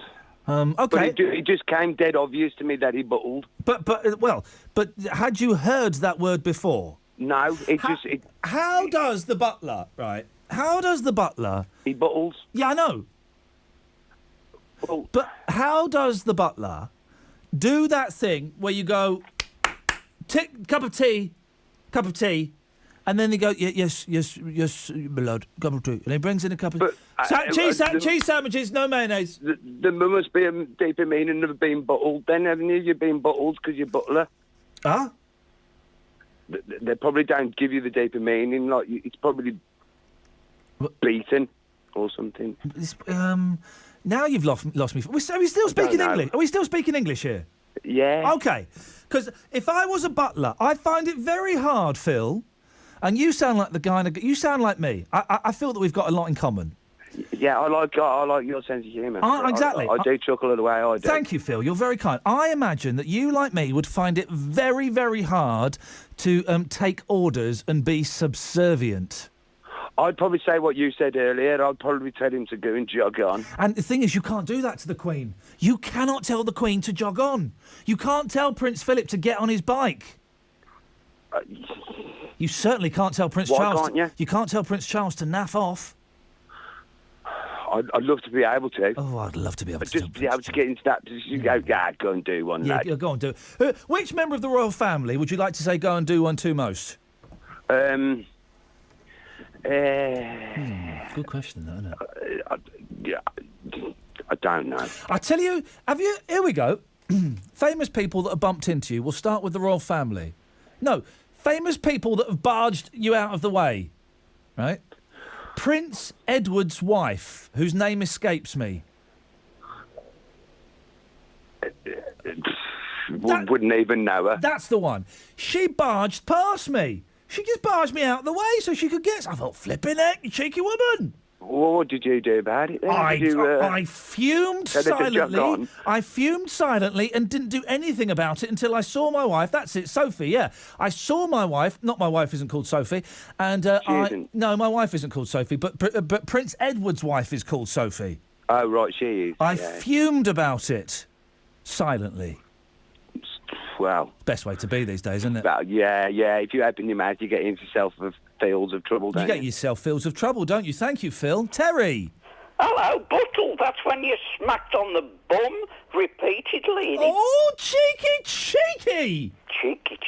Chickadee China, the Chinese chicken. You have a drumstick and your brain stops ticking. Watching X-Files when the lights on. With Don LeMay's on. I hope the Smoky Man's in this one. Like Harrison Ford, I'm getting frantic. Like singing tantric. Like singing is guaranteed to satisfy. Like Kurosawa, I'm in mad films. Okay, I don't make films. But if I did, they'd have a samurai.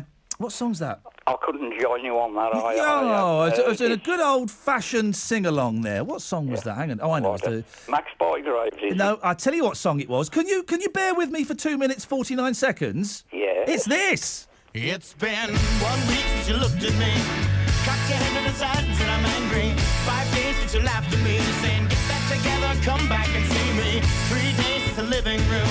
I realized it's all my fault, but couldn't tell you. Yesterday you'd forgiven me, but it'll still be 2 days till I say I'm sorry. Hold it now and watch a hoodwink. Does it make you stop think? You'll think you're looking at Aquaman. I summon fish to the dish, although I like the chalet Swiss. I like the sushi cause it's never touch a frying pan. Hot like wasabi when I bust rhymes. Big like Leanne rhymes because I'm all about value. Bert Camper's got the mad hits. You try to match wits, you try to hold me but I bust through. Gonna make a break and take a fake out like a stinking ache and shake out like vanilla. It's the finest of the flavors. Gotta see the show cause then you'll know the vertigo is gonna go cause it's so dangerous you'll have to sign a waiver.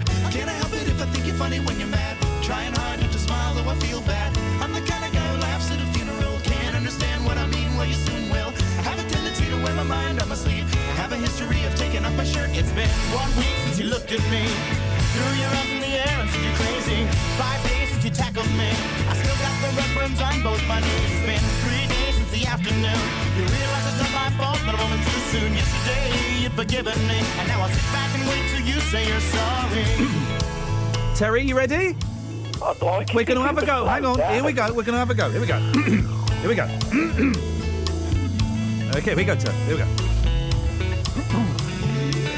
Here it comes. Chickadee China, the Chinese chicken. You have a drumstick and your brain stops ticking. You kick the cars when the lights on. We're Don LeMay's on. I hope the Smoky Man's in this one. Like Harrison Ford, I'm getting frantic. Like Sting, I'm tantric. Like Snickers, guaranteed to satisfy. Like Kurosawa, I make mad films. K, I don't make films. But if I did, they'd have a samplify. Oh, he's out. He's out. He's out. How did you do, Terry? How did you do? Terrible. Yeah, me too. Trying hard not to smile, though I feel bad. I'm the kind of guy who laughs at a funeral. Can't understand what I mean, you soon will. I have a tendency to wear my mind on my sleeve. I have a history of losing my shirt. It's been 1 week since you looked at me. Dropped your arms to the sides and said I'm sorry. 5 days since I laughed at you and said you just did just what I thought you were gonna do. 3 days since the living room. We realized we're both to blame, but what could we do? Yesterday, you just smiled at me, cause it'll still be 2 days till we say we're sorry. It'll still be 2 days till we say we're sorry. Let the side down, guys. It'll still be 2 days till we say we're sorry. Richmond Stadium, home of the Robbie. Next week. Next week, Terry, next week, I'm going to be word perfect on that. What did she say 1 week? She looked at me and dropped her eggs. Why not? Oh, well. What you got for us, Tel? Sexy cartoon characters. I'm terrified as where this is going to go with you. Yeah, go on. No, I'm surprised Mohammed hasn't called in on this one. Yeah, go on. I love it. It's well done. What's the name of that Mae West lookalike in Who Framed Roger Rabbit? Oh, no, I'm not allowing that because that's the obvious one. Her and Daphne are the obvious ones. Yeah, well, I can't think of anybody else. Well, there's no... come on. OK, let's help you. Oh, I tell you what... All right, then Tigger in drag. I tell you what I've got a soft spot for. Yes. Right? I can't remember her name, but Donald Duck's girlfriend. Oh, yeah. Daisy Duck.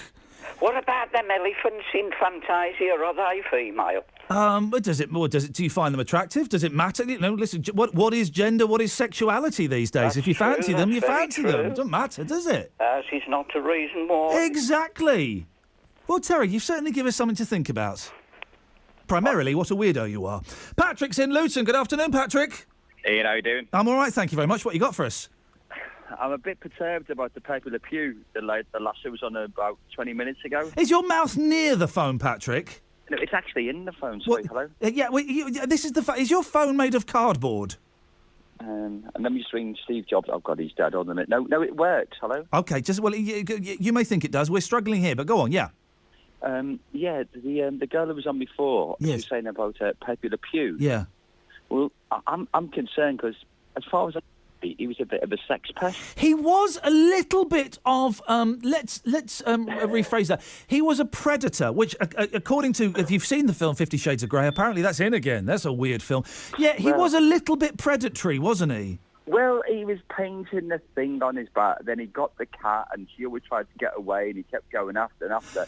And to be fair, if he did it in the workplace, I'm sure there'd be some sort of discipline. I know, Patrick. I know. I'm going to let you go because the line isn't great for some reason. I know what you mean. He never, just in the defence of Pepe Le Pew, he was never the one to put the white paint down the back of the cat. That was that just happened. That generally just happened. The cat would walk under like a ladder, and a builder or a decorator would drop the paint. That's how that happened. Okay, Doreen. Good afternoon, Ian. Good afternoon to you, Doreen. How are you? Do you know what? I'm thirsty. Go and have a drink then. Well, do you know? I don't know if you noticed, mate. I'm a little bit busy. Well, surely you've got a few servants there that'll come and give you one. Let's just say that. Do what? Sorry. A few servants there that'll go and get you a drink. Oh, go and get me a drink. For a second, I thought you said something else. The only person I've got working with me today, Doreen, is Brett Butler. Oh dear. And let's be honest. You want Jeeves, don't you? Really? I need a Jeeves. Yeah. Brett, you're not Jeeves. You're not living up to your name, Brett. What would you like, Ian? Well, I'd like you to buttle like your name. Okay. Because you caught the thing. Is the Butler thing an ironic thing or? No, it's not ironic. Then Ian. why? Then so it's a literal. Who told you this? Who told me what? Butler. That my surname is Butler. Is your name Butler? No. Then why? What is going on? You see what I've got to deal with, Doreen. Let's just say you're making Tony Hall's very difficult job a whole lot easier. Only 999 to go. Doreen, what have you got for us? The oldest thing I've ever broke. Oh, steady on. Because I've steady on. Yeah, go on. What have you got? I'm worried now. A cup and saucer, and I've used it every day for nearly 28 years. Oh, blimey. And I caught it on the tap and broke it. They kept saying throw it away. I said no, because all the pattern had wore off. I said, I wouldn't throw it away. I said, there's nothing wrong with it. I've got things like that. I accidentally broke it. I've got things like that where my wife says, well, why don't you throw it away? It's not broken. No. Yeah, throw it away and buy a new one. Nothing wrong with it. Yeah, there's nothing wrong with it. The flowers had wore off, but it was still china, so I still used Yeah, exactly. I've got loads. I've got a clock radio, Doreen, which the aerials come off, right? Yeah, and so it works. I have to stick the aerial on with sellotape, right? So it's stuck on with sellotape, but it doesn't stick very well. And sometimes the signal goes a bit funny, and my wife says, oh, will you please get rid of that? No, because that'll be another 30, 40 quid. It's all right. It works. It does the flipping job. That's right. You're right today, Ian. Very good. I laughed when he said his name's not Butler. Tittleman. Who is he then? Ever been had? Well, have you? When was the last time you were had, Doreen? Let's not go there. Let's not go there. Huh? Guys, we'll do Manny after past, because I'm sure Manny, I'm sure you've got loads you want to say, haven't you? We'll see. Yeah, you well, Manny, you're normally hungover on a Saturday, not a Friday. I'm all right, man. I'm all right. Listen, Manny, listen, because I've got a minute and 12 seconds before I have to go to the travel, right? Okay. Can you do what you want to do in this minute, or is it worth holding you over? No, I just got to tell you about the favourite character. Oh, let's get it out of the way then. Let's finish Manny off. What's his name? Fred Flintstone. You know Fred Flintstone? His mate, Mrs. Betty. Is it Betty? Yeah, we've had Betty. That's the rumour. No, I mentioned Betty earlier on. Yeah. Yeah, I've only tuned in, pal. Where have you been for the last hour and a half? I've been walking. Where?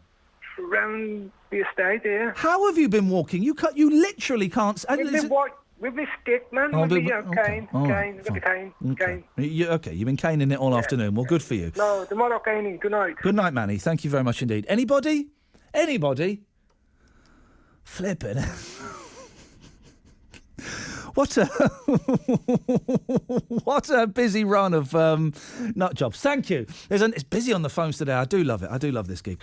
Another 30 minutes of this. If you want to take part, now's a really good time to give us a call as we go into the news. 03 453 009956. Your travel news in the West Midlands. BBC WM 95.6. Here's Phil with the travel. 2 lanes are closed northbound on the M6. The vehicles caught fire between junction 3 for Nuneaton and junction 3A for the M6 M6 toll, causing queues back to junction 2 for Coventry.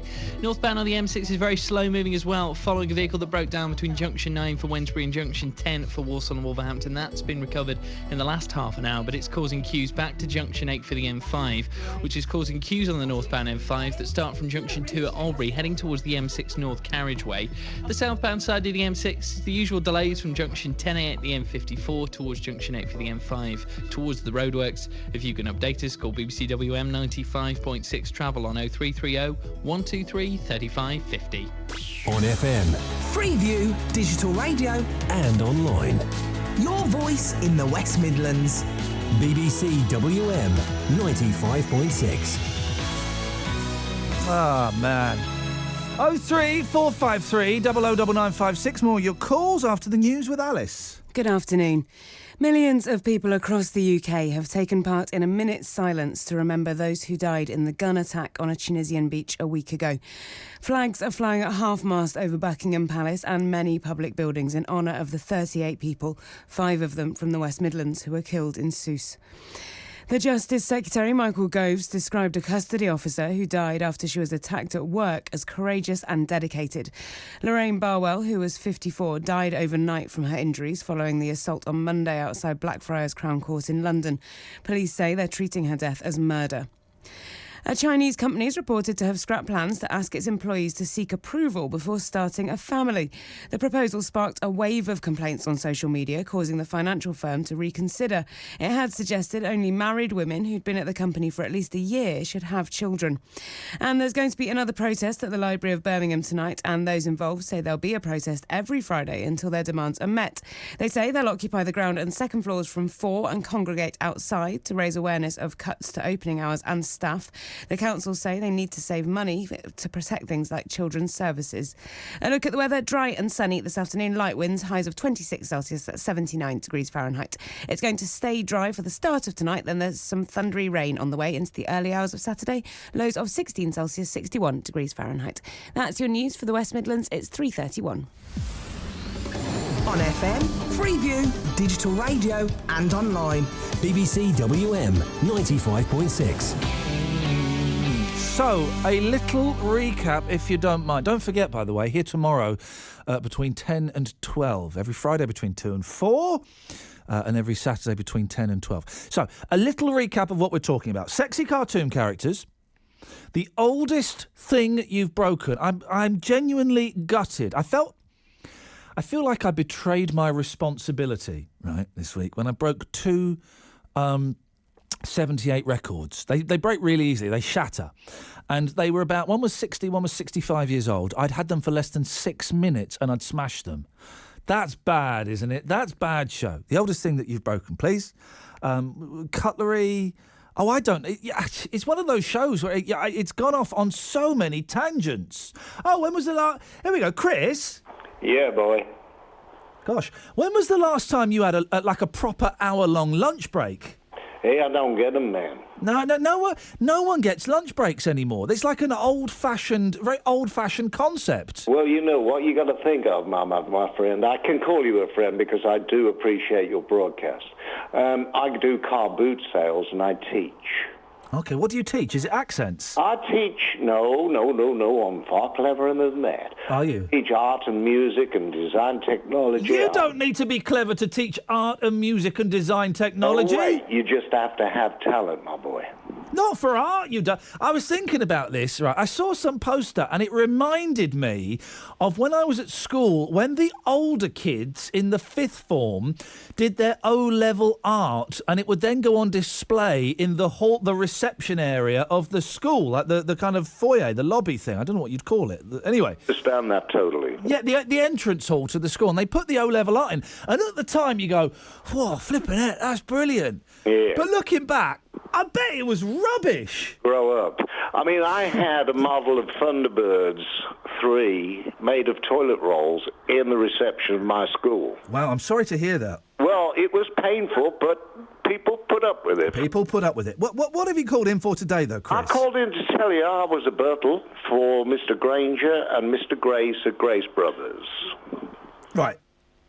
Yeah. What on earth are you banging on about? Do you know Are You Being Served?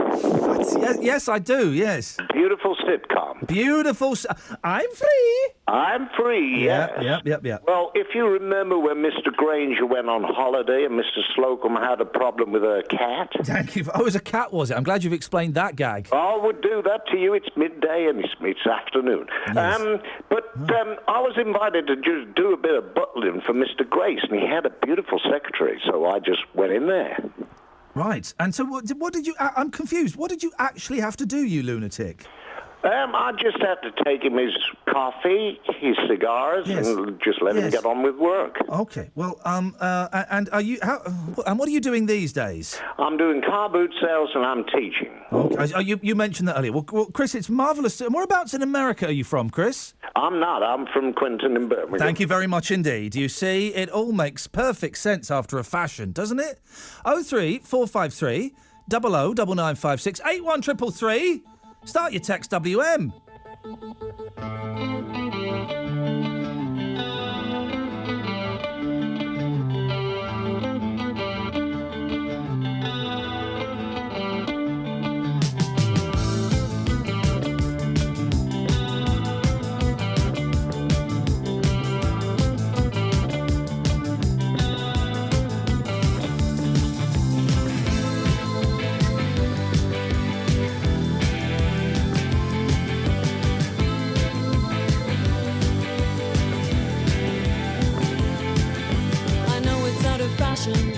And a trifle uncool, but I can't help it, I'm a romantic fool. It's a habit of mine to watch the sun go down. On Echo Beach, I watch the sun go down. From 9 to 5 I have to spend my time at work. My job is very boring, I'm an office clerk. The only thing that helps me pass the time away is knowing I'll be back at Echo Beach someday.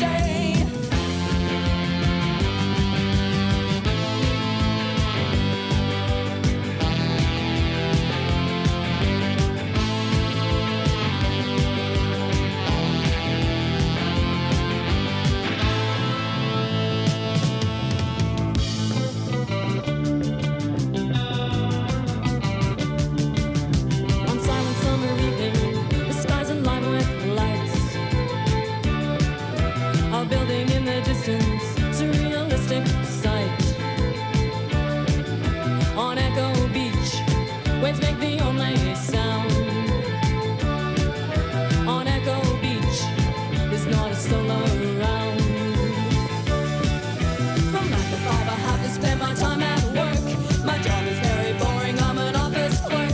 The only thing that helps me pass the time away is knowing I'll be back at Echo Beach someday.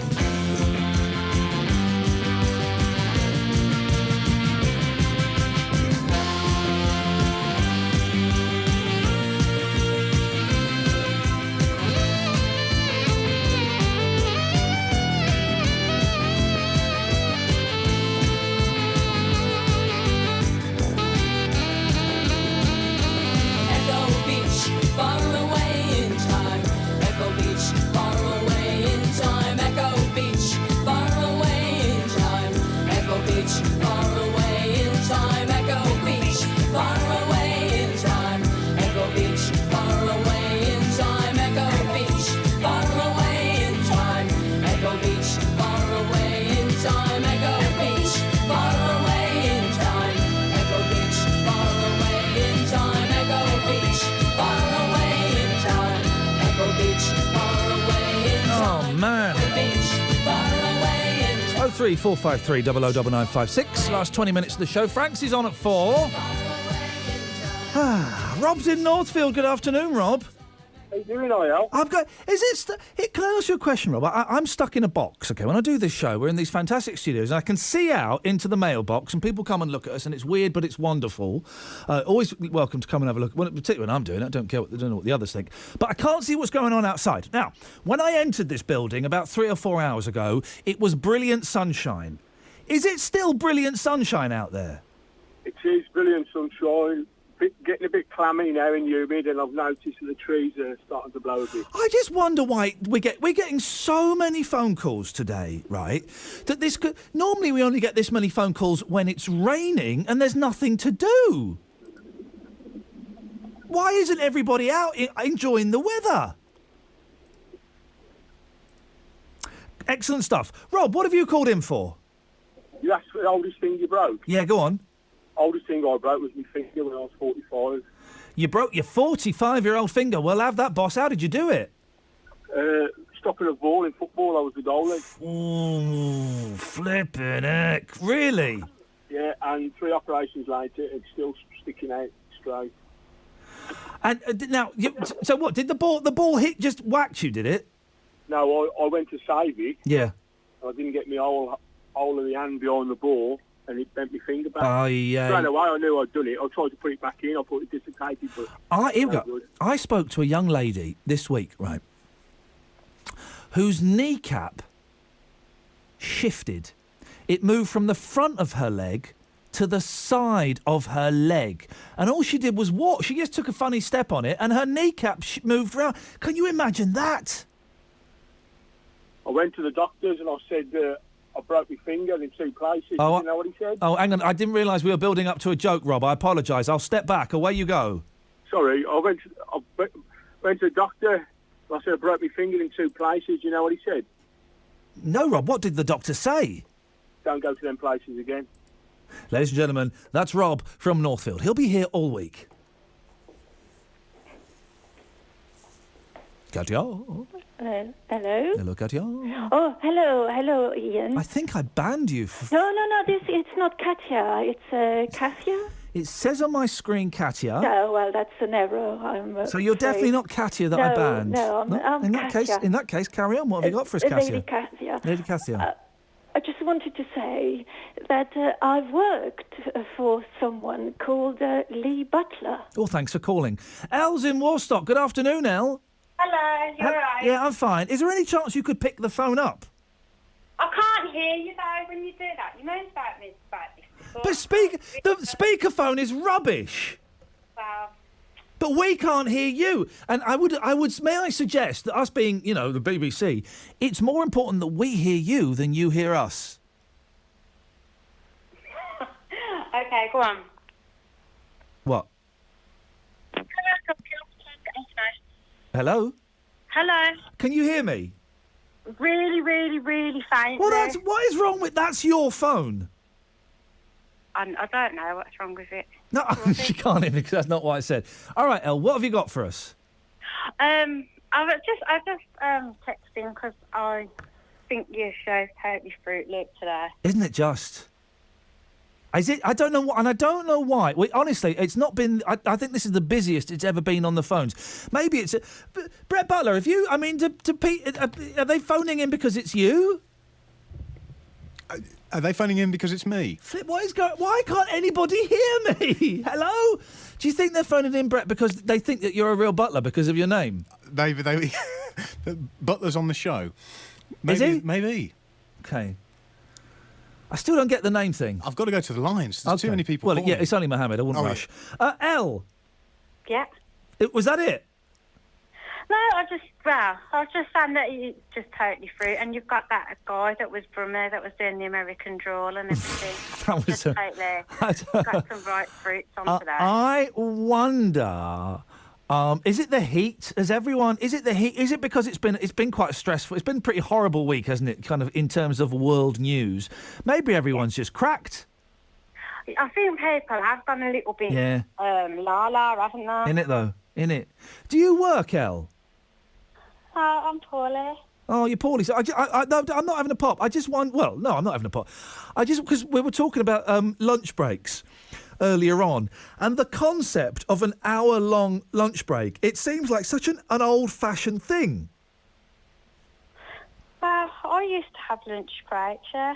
Well, like lunch hour. Sometimes it was an hour. Other places I worked, it was half an hour. Yeah. See, the thing is, I'd rather just. I always preferred to work through the lunch break and go an hour earlier. But I suppose you probably couldn't even do that now. You'd work through the lunch break. I'm so glad I haven't got a proper job. I couldn't handle it. I don't know how people do a proper job. I couldn't handle it, Elle. I know. I don't think you could. I think you like it easy, don't you? You speak for yourself, love. Yes, Elle, I like it easy. 1, 2, 3, 4.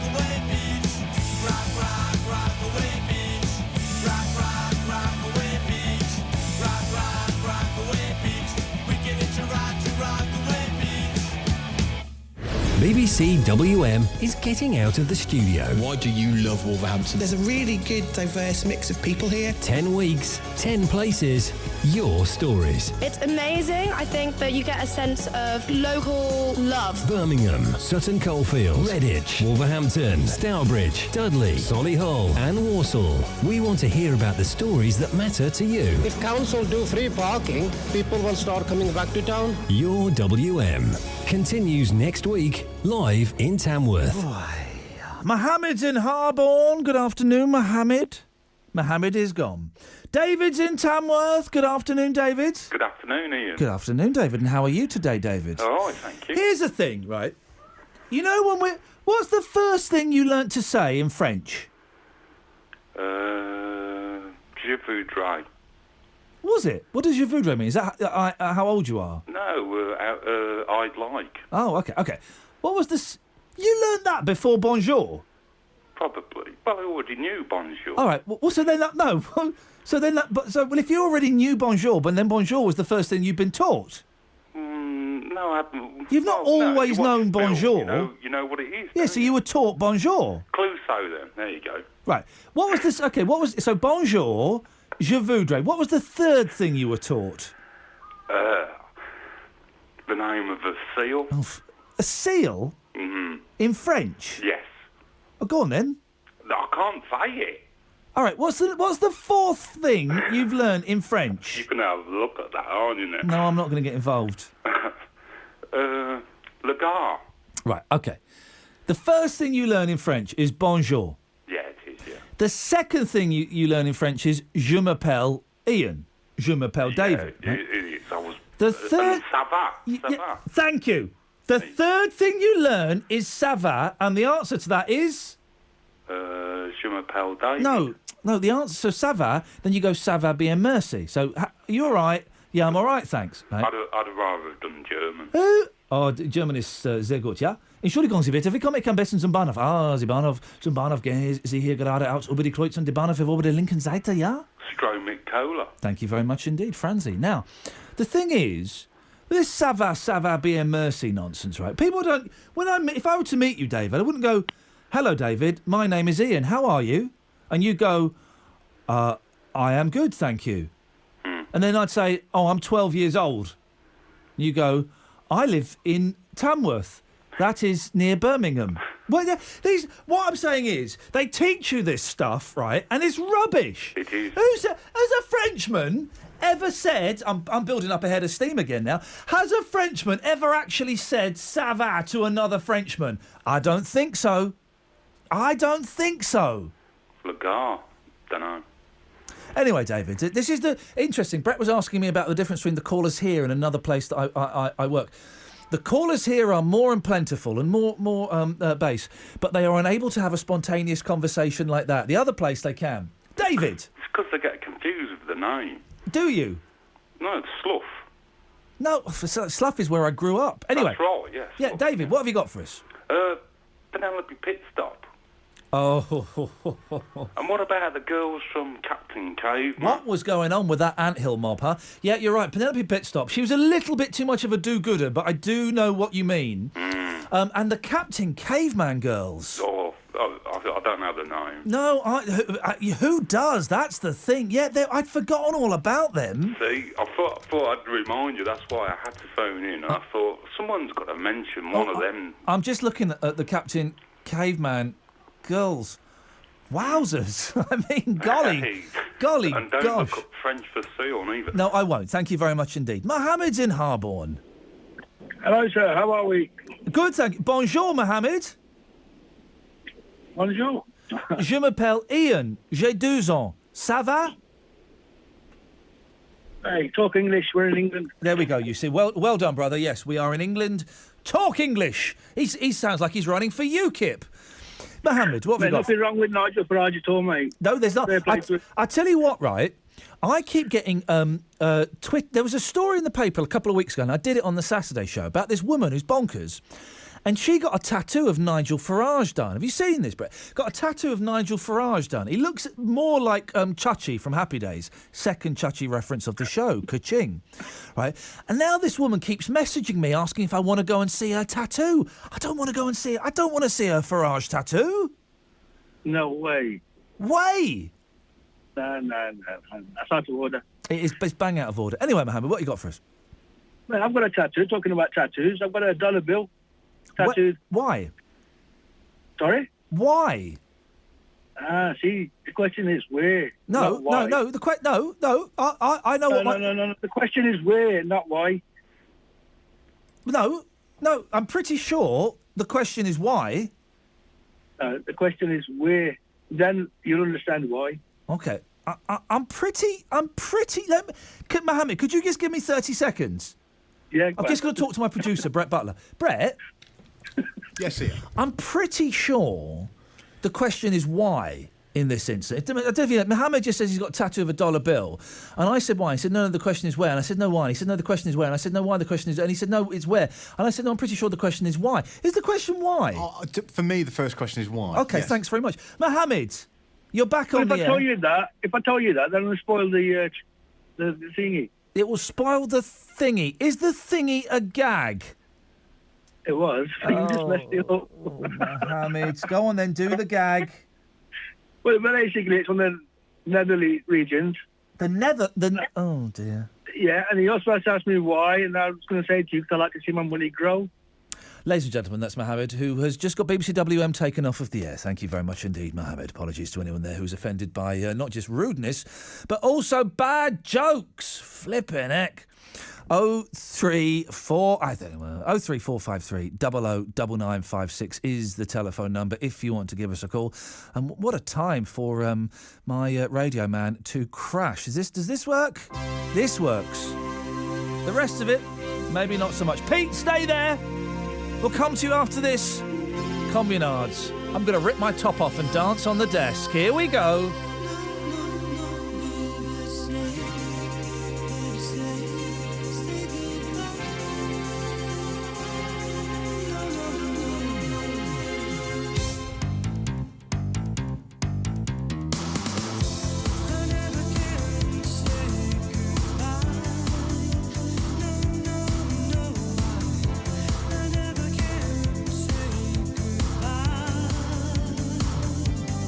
Every time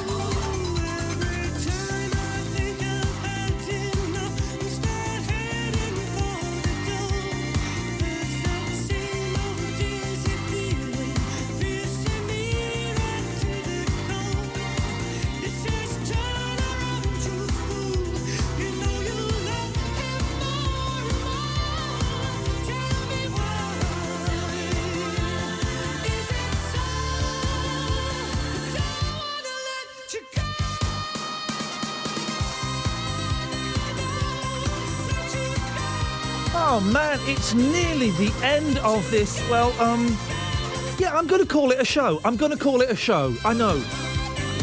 Francie will be on in a few minutes. Before that, though, let's all cool down. Let's calm down with Pete. Good afternoon, Pete. Good afternoon, mate. You're the last call on this show, for goodness sakes. Make it a good one. That's all I'm going to say. Make it a good one. I just want to... Do you remember the first sentence you said when you was a child? The first sentence I said when I was a child? No, I don't, Pete. What was yours? Shake, rattle and roll.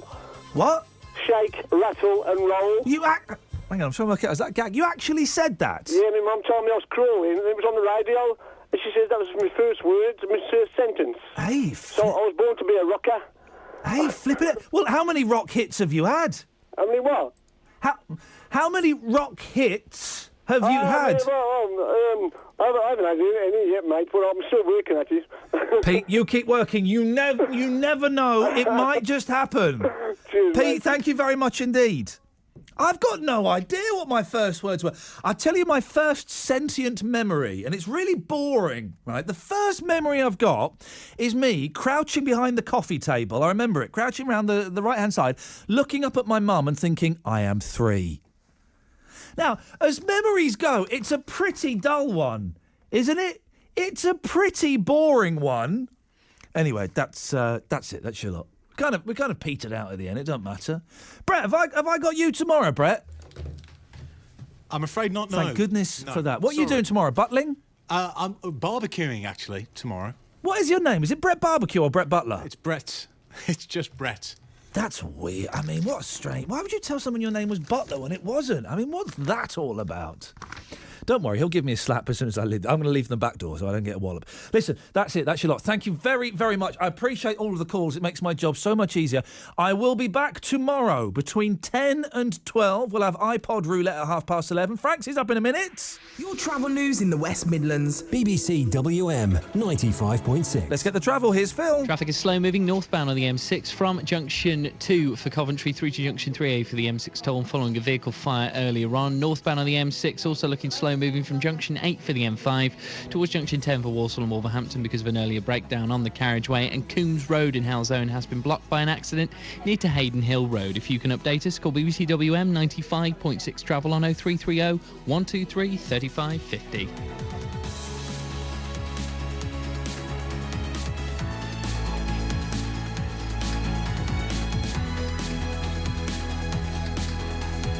On FM Freeview, digital radio, and online.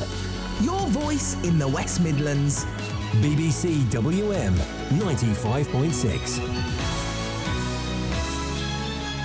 4 o'clock on BBC WM. Did anybody mention Marina from Stingray? Anybody mention Marina? Apparently not. No? Marina? No? Can't believe that. The main news at 4 with Alice Rosenthal. Good afternoon. Events have been held across the UK to remember the 38 people who died in the gun attack on a Tunisian beach a week ago. 3 members of the same family from Wednesbury, Patrick and Adrian Evans and Joel Richards, were killed, as well as 2 other people from our region. Hundreds of people gathered at Samwell Council's offices in Albury, where Adrian Evans worked. The leader of the council, Darren Cooper, says they're pulling together. We have to be defiant in the face of these terrorists and say, you're not going to intimidate us and you are not going to divide us.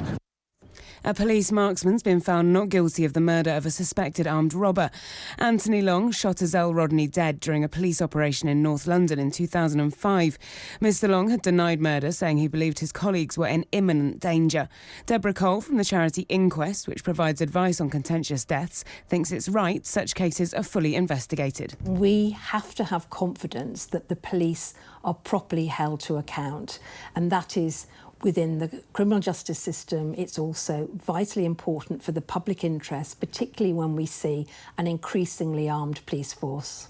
The disgraced publicist Max Clifford's been charged with an offence of indecent assault relating to an alleged incident in 1981. Clifford, who's currently serving a prison sentence, will appear before magistrates later this month. Tributes have been paid to a custody officer who died after she was attacked on Monday while on duty at a central London court. The Justice Secretary, Michael Grove, has described Lorraine Barwell, who was 54, as courageous and dedicated. Police say they're treating her death as murder. A 22-year-old university student, Humphrey Burke, appeared in court on Wednesday, charged with causing grievous bodily harm. There's going to be another protest at the Library of Birmingham tonight, and those involved say there'll be a protest every Friday until their demands are met. Opening times are being reduced from 73 hours a week to just 40. The council says it needs to make cuts like this to protect things like children's services. The protesters say they'll occupy the ground and second floors from 4 o'clock and congregate outside to raise awareness of the cuts.